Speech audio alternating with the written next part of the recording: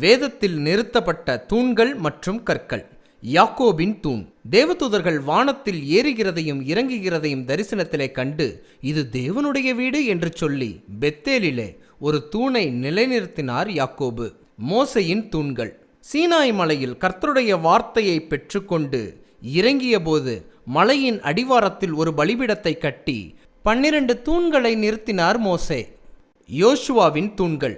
பிரவாகித்து வந்த யோர்தானை கடந்த பிற்பாடு யோர்தானிலிருந்து எடுத்து வந்த 12 கற்களை நிலைநிறுத்தினார் யோசுவா. சீஷர்கள் ஆகிய தூண்கள். யாக்கோபு, பேதுரு, யோவான் எனப்பட்டவர்கள் ஆதிகால திருச்சபையின் தூண்களாக கருதப்பட்டவர்கள் என்று அப்போஸ்தலனாகிய பவுல் குறிப்பிடுகிறார். மேலும் நாமும் கர்த்தருடைய வார்த்தையை பெற்றுக்கொண்டு அதிலே நிலைத்திருந்தால், ஜெயம் பெற்றால், தேவனுடைய ஆலயத்திலே தூணாக்குவேன் என்ற வாக்குத்தத்தம் நம்முடைய வாழ்க்கையிலும் பலிக்கும்.